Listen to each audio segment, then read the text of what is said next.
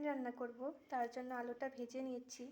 এখানে টমেটো, পেঁয়াজ কুচি, আদা, লঙ্কা রেখেছি। কড়াইতে এখন তেল দিলাম। তেলটা গরম হওয়ার পরে পেঁয়াজ কুচি দিয়ে দেব। কড়াইতে এখন পেঁয়াজগুলো দিয়ে দিলাম।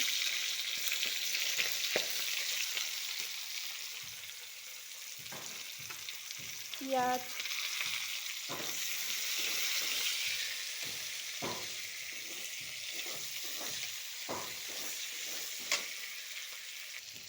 পেঁয়াজটা একটু ভাজা ভাজা হওয়ার পরে কাঁচা লঙ্কা গুঁড়ো দিয়ে দিলাম। নাড়াচাড়া করে ভেজে এটা এখন ভেজে নিচ্ছি। কালকে যখন লাল লাল হয়ে যাবে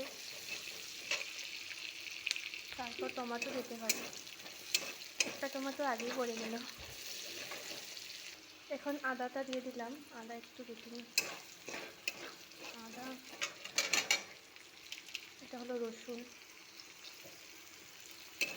এবারে দিয়ে দিচ্ছি টমেটোগুলো।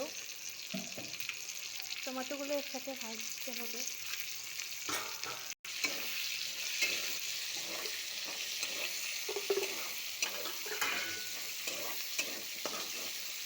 ভাজা হওয়ার পরে তারপর আলু, মাংস একসাথে দিয়ে দেব। ভাজার সময় এখানে একটু নুনও দিয়ে দিলাম। আর এখানে আমি মাংসগুলো আগেই মেখে রেখেছি। এখানে আমি মাংসগুলো দিয়ে দেবো। এখানে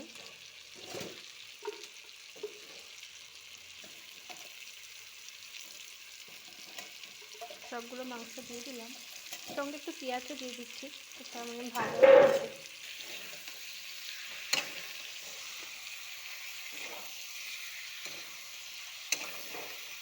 অনুরাগ তোমার বাবে, অনুভূতি তোমার বাবে।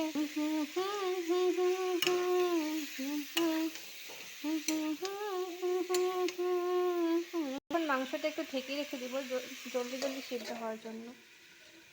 মাংসটা কষে নিচ্ছি একটু।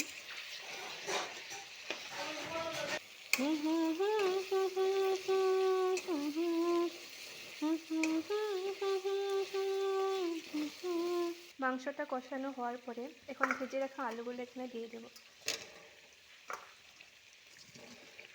একটু নাড়াচাড়া করে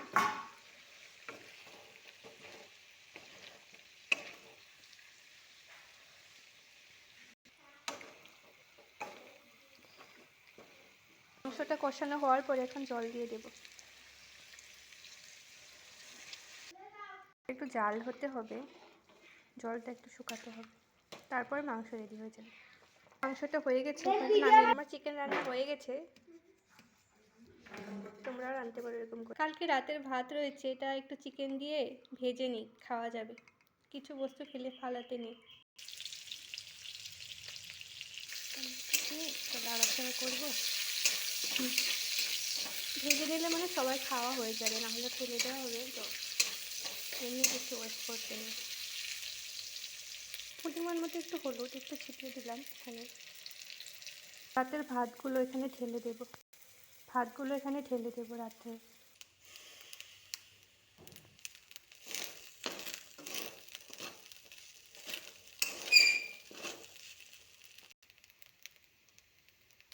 পরিমাণ মতো নুন দিয়ে দিলাম অল্প করে। চিকেনের ঝোল আর অল্প চিকেন ওইটাতে দিয়ে দেবো। চিকেনটা দিয়ে একটু নাড়াচাড়া করে নামিয়ে নেব। এটাও হয়ে গেছে রান্না। এটা রান্না করেছিলাম ভেন্ডি, তারপর হচ্ছে তিতা করলা আলু দিয়ে ভাজা। এটা কালকে রাত্রে ভাত যেটা ভাজা দেখালাম। এটা তো চিকেন।